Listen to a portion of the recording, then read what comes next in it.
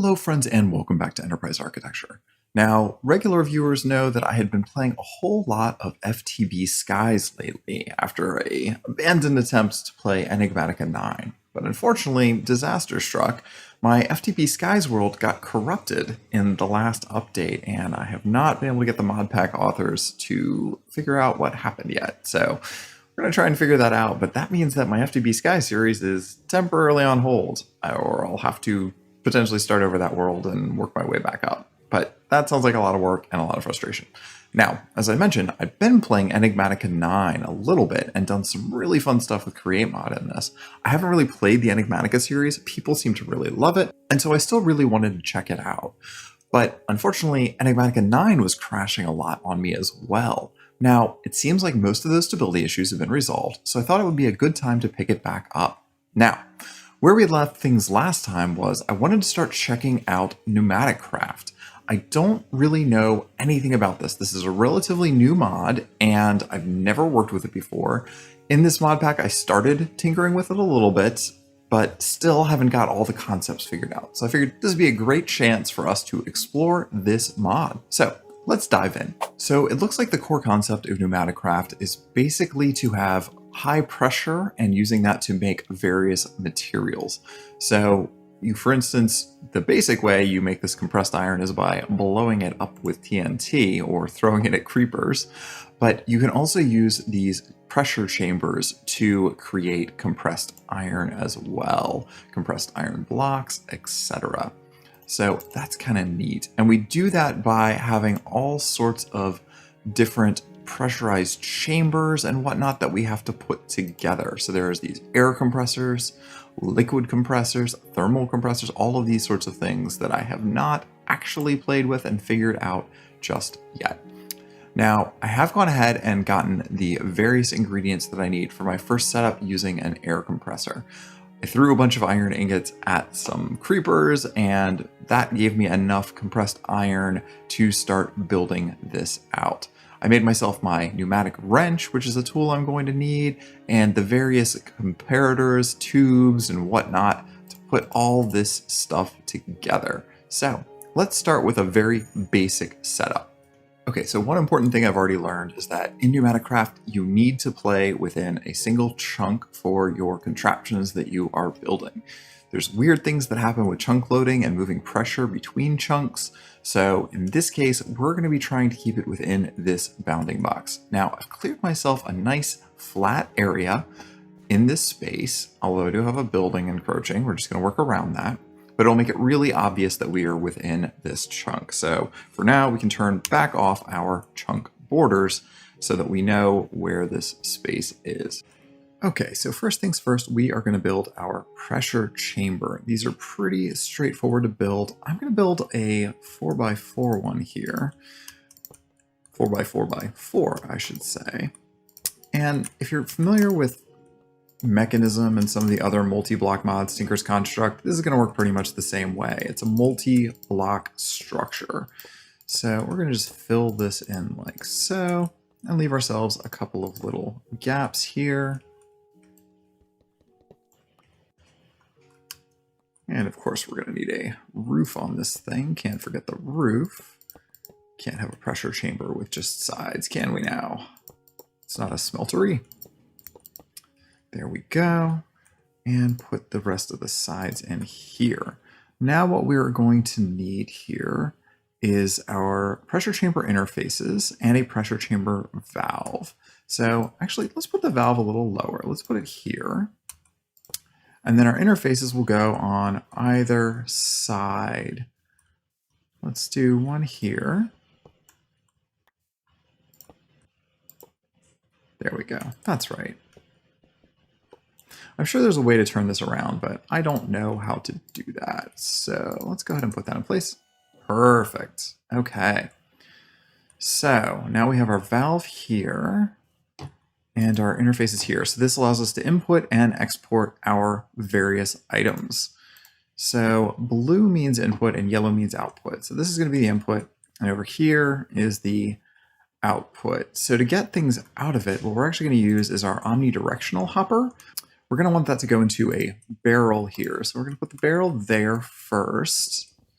And then we're going to aim the hopper at it. So like so. Nope, that didn't work at all. Not even a little. It's supposed to be an omnidirectional hopper, but apparently that is not the direction I wanted. There we go, perfect.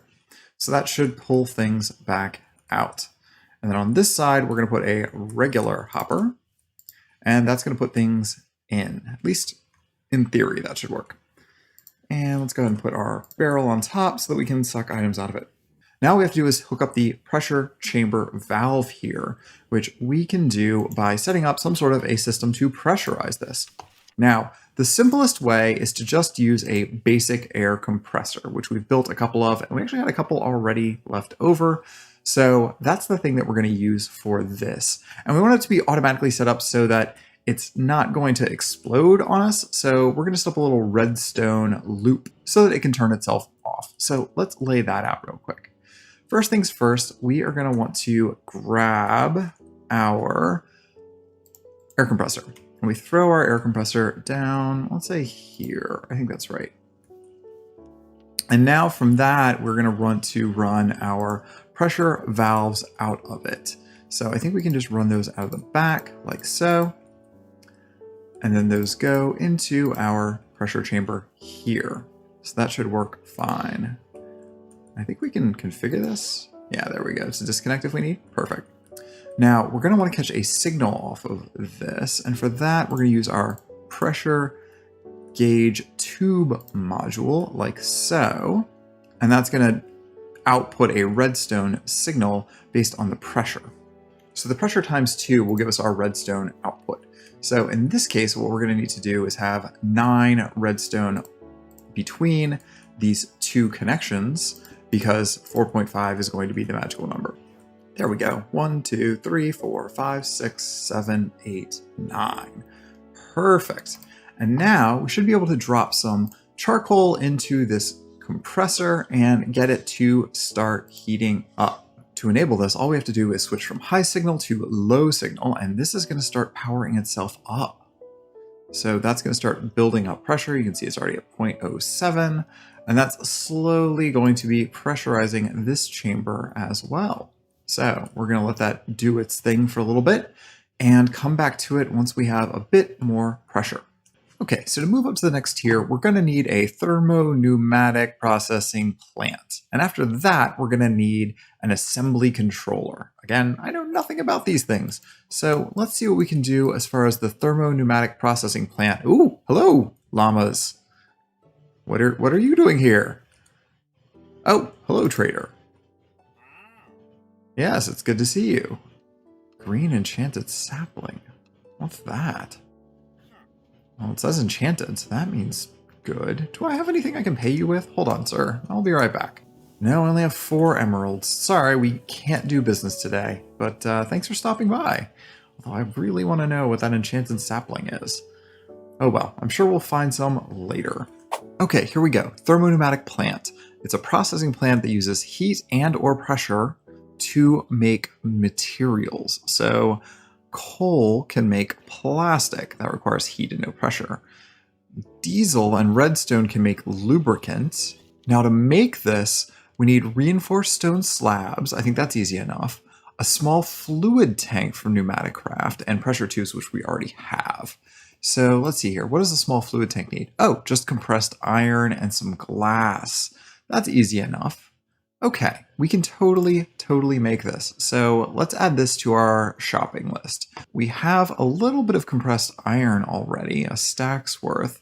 So that's a good start. We have glass, and I guess we just need that reinforced stone. So let's go put this together real quick. So we'd already been cooking down some stone for just this purpose, and we also have a bit of reinforced stone left. So let's go ahead and make up some slabs here. And now we're going to make ourselves a couple of these tanks. For that, we need iron bars. And so we need 2 tanks. 1 and 2. Okay. And there we go. Processing plant. Great. Now, I think we can just hook this up to the same line that we've already created here. Maybe we just stick it like this. Will that work? Maybe? Okay, so that is getting pressure.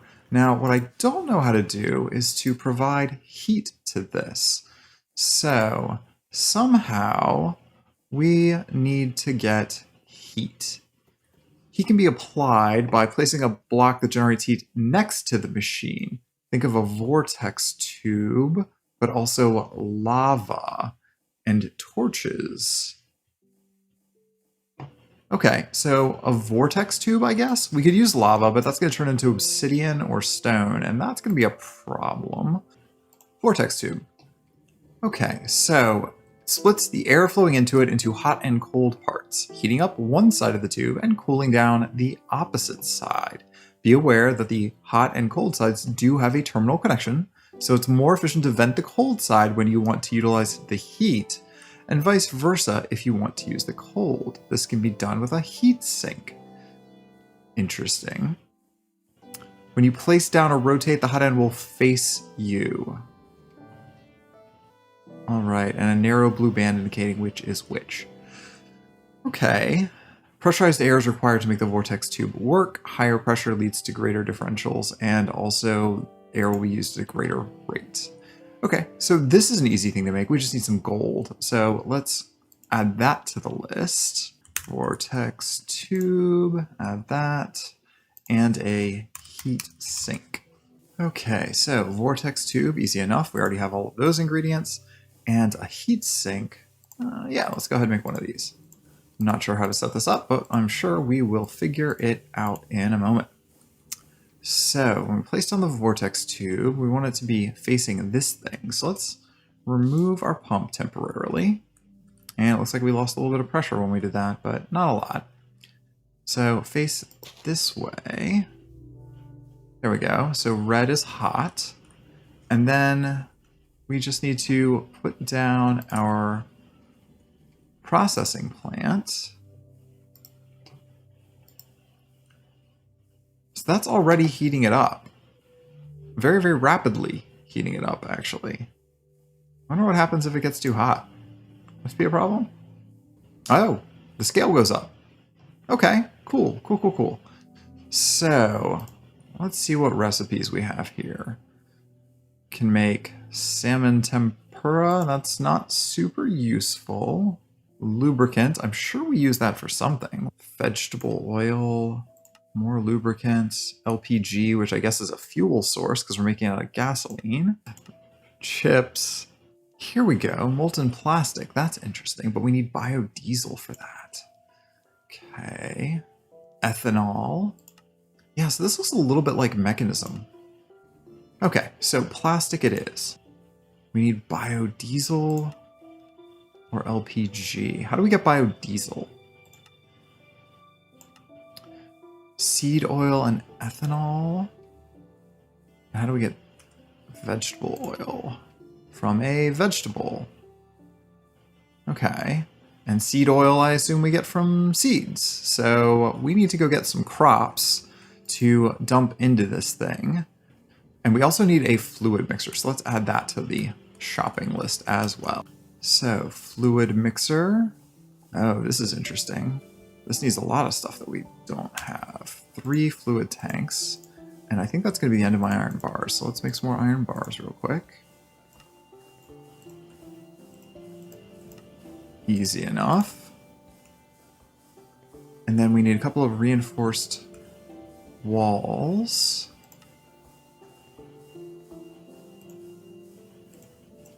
And that's made just like this, right? With reinforced bricks. Okay. And then we need a turbine rotor, which is made from turbine blades, which are made in a pressure chamber. So gold and redstone. So we're going to need 3 gold and 6 redstone. 4, 5, 6. Okay, great. Let's go drop this into our machine, this pressure chamber, and get that mixing up. So 3 and 6. Well, that did something. There we go. There's our turbine blades. That was easy. Couldn't quite see what was going on there because it's so dark, but it seemed to be doing the trick. So, turbine rotor, like so. And fluid mixer, done. Okay, another item off our list. And we're running out of room now, a little bit. I'm just gonna put this over here. So we are gonna need some sort of tank. Maybe we make another PneumaticCraft tank here, and we can start learning about moving fluids around a little bit here. So that seemed like it's easy enough. Small fluid tank. Can be connected with tanks above and below with a wrench. Okay. So we'll do that. Fluid mixer, fluid tank. Hope we don't need multiple fluid tanks. I think we can get away with just one.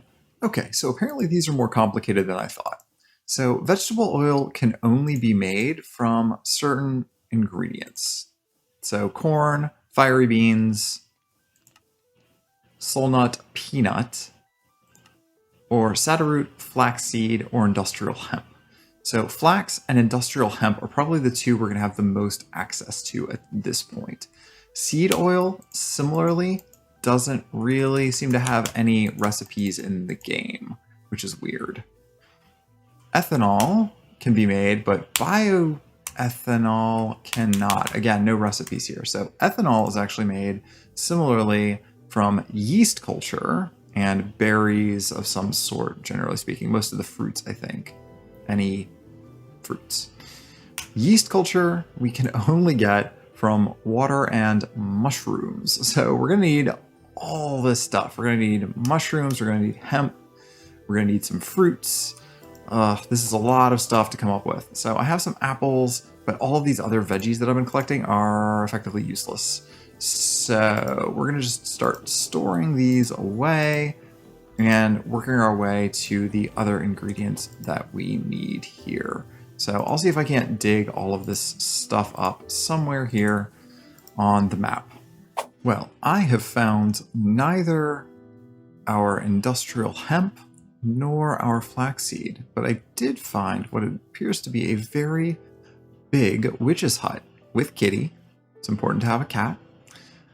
And this seems to be a hexarray construction. And again, I don't know too much about hexarray. I hadn't gotten into it when I was playing through the Skyblock pack, and I still don't know anything about it, but this looks super, super cool. Like, there's a lot of really neat stuff in here. So I'm going to want to explore this mod more. These candles, look at all this stuff. But this is not the time. So for right now, we're just going to make a note of this on the map here. We're going to say hexarray, house, and we'll come back at a future date to figure out what's going on here. Well, it looks like the easiest way to get these is actually using the market, and that seems a little cheaty to me, but I think that might be the only way. So let's go get ourselves some wool, we'll get some red dye, and we will just do this the old-fashioned way, which typically I only do when I'm playing a challenge pack, and I don't think of Enigmatica as a challenge pack unless I've totally missed out on what this pack is supposed to be. So we're going to go back to base, and we're just going to do it that way. We're going to build a market and buy the ingredients that we are missing. Okay, here is our market. We need a good place to put it, so why not just set it down inside the church? I think this is a okay place for it, although maybe not. Maybe we shouldn't have money lenders inside of the church. I don't know. I don't remember how that goes, but we are at least going to use this to buy a couple of important items right now, including flax seeds, as well as our industrial hemp. There we go, industrial hemp. Okay, great. Now we're gonna wanna start a little farm of this because we're gonna need, I think, a bunch of it. So these are taking a while to grow, but it looks like thermal cultivation gives us a watering can. I don't see the sprinklers that I'm used to using from other mod packs in here, but if we can cook up some copper here, we should be able to make this watering can. So let's go ahead and cook up some raw copper. Okay, so a bucket surrounded with some copper gives us a watering can. How does this work? Oh, there we go. Well, that seemed to immediately tick, didn't it? Oh, yeah. That's going super quick on flaxseed.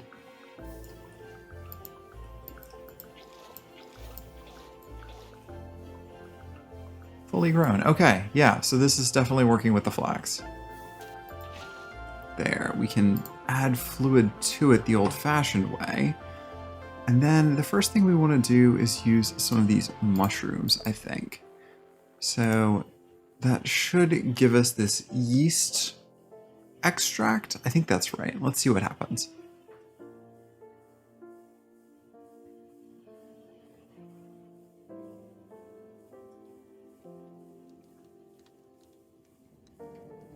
Yes, there we go. 1/4 of a bucket of yeast culture. So I guess we need to do a few more of these. So let me grab more water. And we're going to at least get a full bucket of yeast culture. That is the goal here. Okay, there we have it. A full bucket of yeast culture. So I think we then take that and put in here. And with yeast culture, we can make the ethanol we need. Is that correct? Let's see here. No, that's seed oil. There we go. Yeast culture and apples or sugar cane. So we have a bunch of apples. Let's see how far we get with this.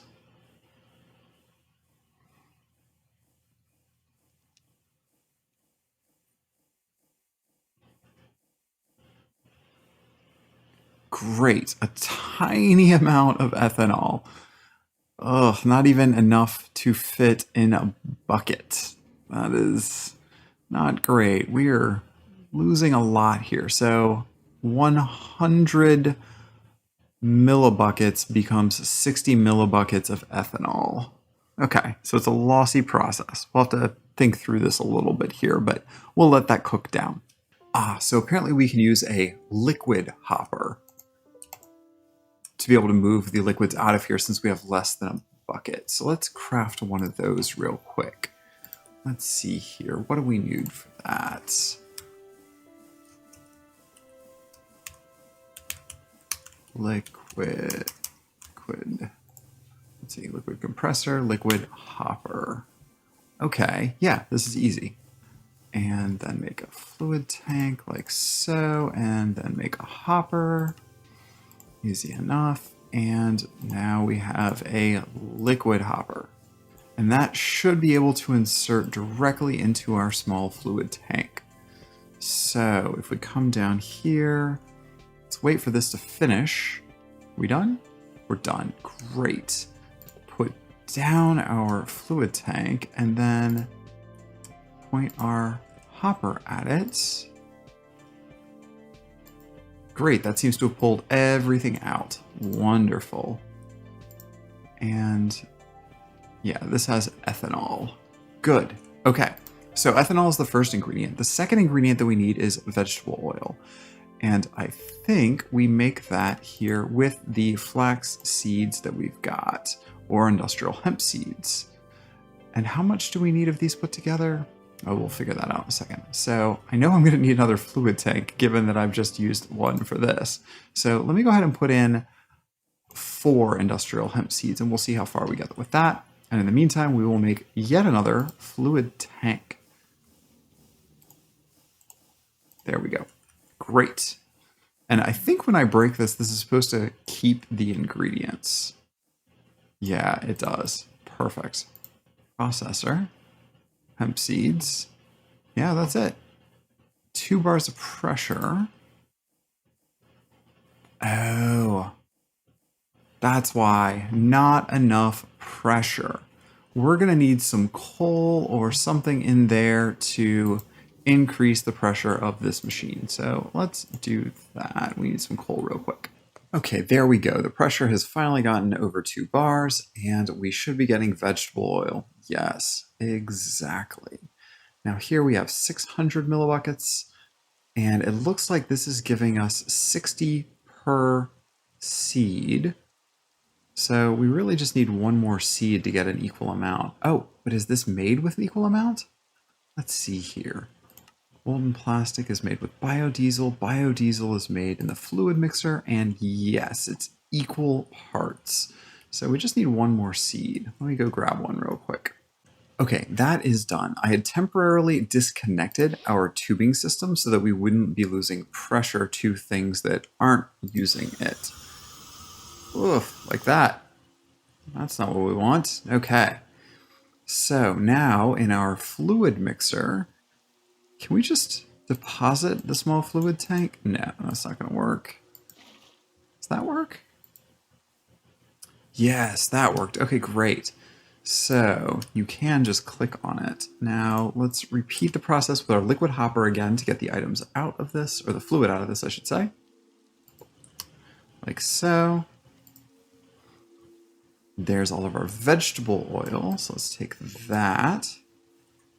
And then we put this into the other tank of the fluid mixer. And what do we need? Biodiesel. Okay, so a pressure of 2. So in theory, when this cranks back up to 2, it'll start doing its job. And there we go. Slowly but surely, we are getting biodiesel. We're going to need to come up with a more sustainable way to get this, I think. LPG, right. And that is refined. Yeah, from a refinery of some sort, from oil. You know, we do have a bunch of oil around. We'll just have to figure out how to set up a refinery. So the refinery is a multi-block machine, and we use heat to refine oil into various fuels. It starts to work at 100 degrees, and fuels can be produced from lightest to heaviest. Let's see here. So LPG, liquefied petroleum gas, that's what we are targeting. And I guess it outputs all of these things? Different multi-block sizes give different yields. So 2 outputs gives us LPG and diesel. 3 gives us kerosene, LPG, and diesel. 4 gives us LPG, gasoline, kerosene, and diesel. Controller and output. Got it. Okay. Okay, there we go. We have 1,200 millibuckets of biodiesel. Now we just need to suck that back out, which I think we can do this way.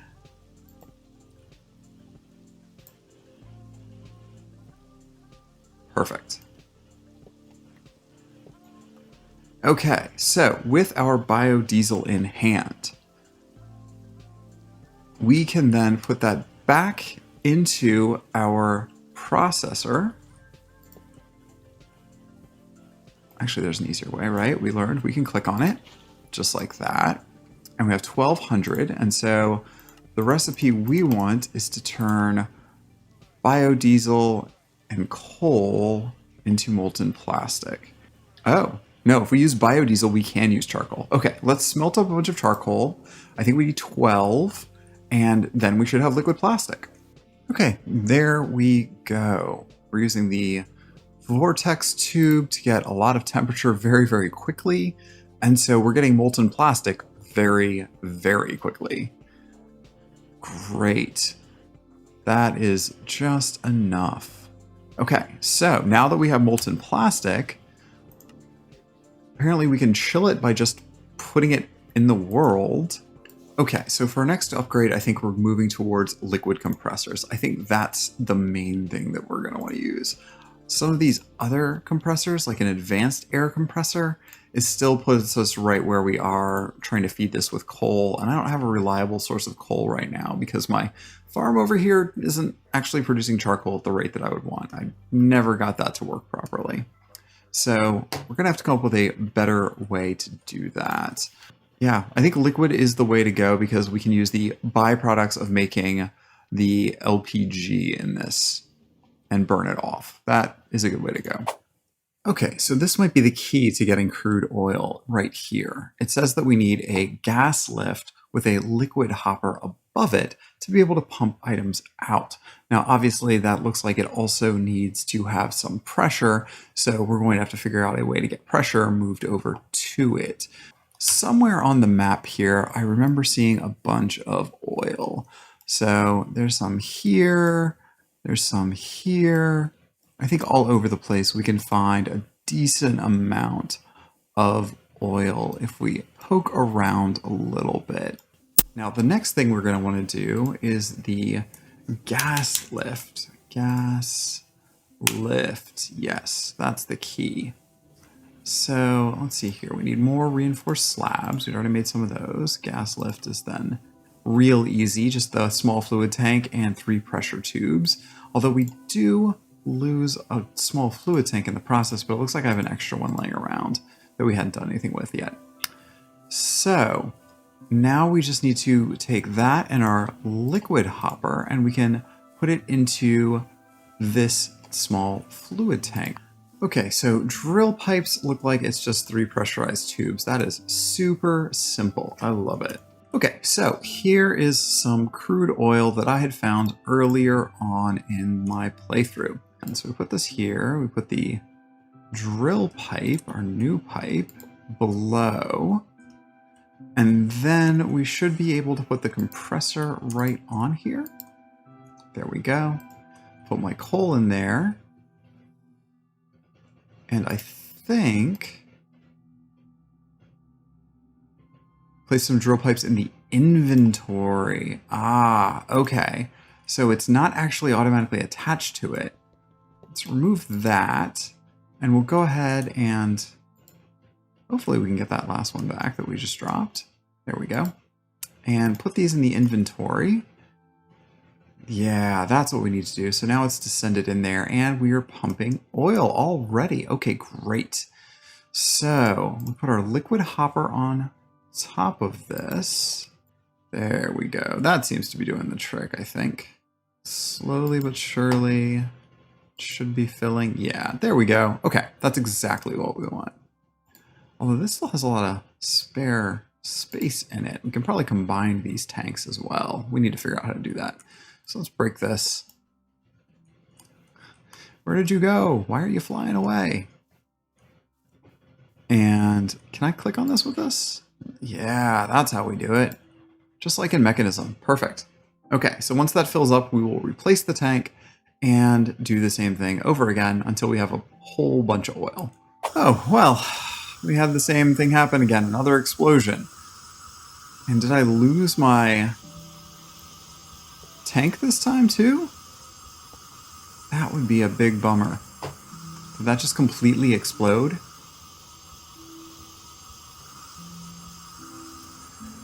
Yeah, I don't think it came back into my inventory. So yeah, that is really frustrating.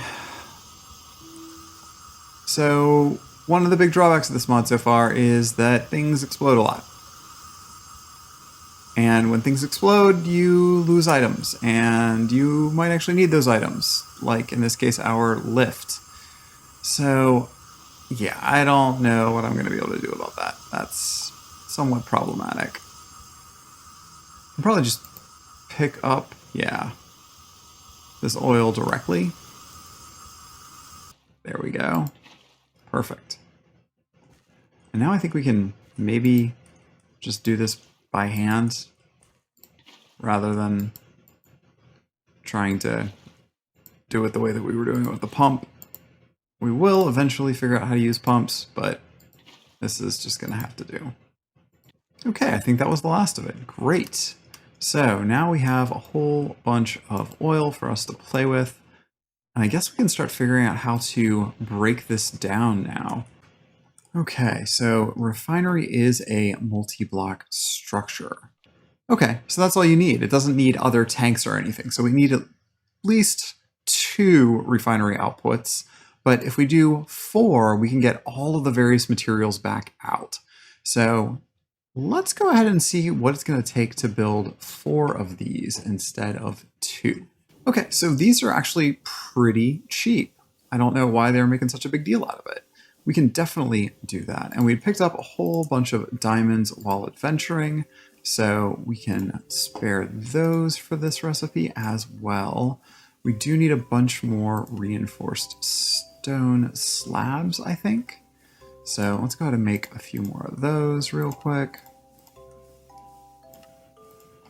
Like so. Okay, great. Go ahead and make one controller. Oh, it's because that fluid tank already has stuff in it. There we go. We need an empty tank. Okay, and then we want 4 refinery outputs. So 1, 2. Well, gonna need some more of those slabs. Looks like I underestimated. And we're gonna need more reinforced stone. Okay, well, that's fine. Like so, and then 2 more of these. Perfect. Okay, now we have everything that we need for a refinery. So let's go set this up real fast. I think we can do it right off of our existing pipe network. And now we will put down our refinery controller. I wonder which way this goes. Maybe this way? No. That doesn't seem to be hooked up. This machine requires heat. Ah, that's why. That's why. Because this doesn't actually need pressure. It needs heat from something like this Vortex tube. So, tell you what, let's take that and we're going to put the Vortex tube down a little further here. No, that's not right. That's still not right. There we go. And then we put back down our heat sink next to it so that we produce cold air. And then the refinery controller should go right against it like that. But we don't have any pressure in the first place. So we're gonna need a bunch more charcoal. I think I had made some, so let's grab that real quick. Okay, compressor is going, and so that should start getting pressure into our vortex tube. Our vortex tube should start creating heat here in our refinery controller. And then our refinery controller, we can add refinery outputs to, like so. Really would like to stack these on top. There we go. And I'm not sure how to get that last one without climbing up. So we'll just nerd pull up here. And there. Okay. So that should do it. Now, we do have to insert our oil into this. So let's take this tank. We need to empty this oil out of here and our liquid hopper, and we'll just set this up again like we had done before.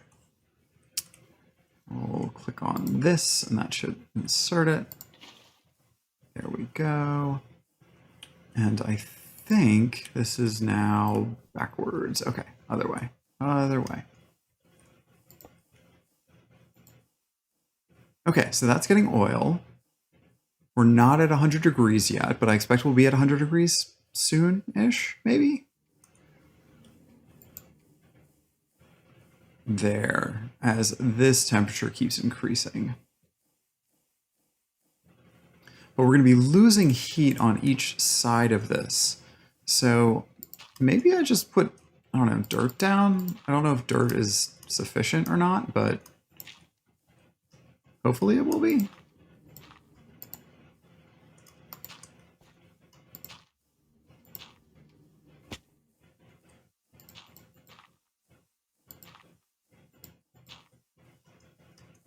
Like that, at least while we're working on it. Yeah, the temperature seems to be going up dramatically now. Okay, so I put what tanks we did have here on top, and I emptied out the last remaining crude oil one, and we are already getting our ingredients. So there's our LPG, there's our gasoline, there is our kerosene, and there is our diesel. That is remarkably easy. I would have assumed we would have had to do multiple levels of this, different fractioning of heavy oil into light oil or something, but nope. They make it really straightforward. And that's kind of nice because now we have all of these ingredients. So I'm going to leave this set up like so. This is a good time to look over our quest log here and see. We even have these quests in here? Come on now. Well, I guess we don't have much here that's actually unlocked. That's weird. Well, clearly we have not been following this in the logical fashion. So this is definitely something for us to revisit a little bit here. Well, from where we are right now, to do anything with these PCBs, we need to do a UV light box, an etching tank, and for that we need the etching acid. There's a lot of stuff we're going to need to progress further in this mod, but I think we made a lot of progress today in getting these various oil components broken up so that we have some supply of them. That's a great start. We've got our pressurized chamber set up, and we have a bunch of our air compressors, at least the basic ones. So I think next episode, we're going to dig even further into all of these etching and circuit board making, all of that neat stuff, and see if we can't get to the next tier. But for now, that brings us to the end of this episode of Enterprise Architecture. Thanks again for watching, and we'll see you back here next time. Bye, friends.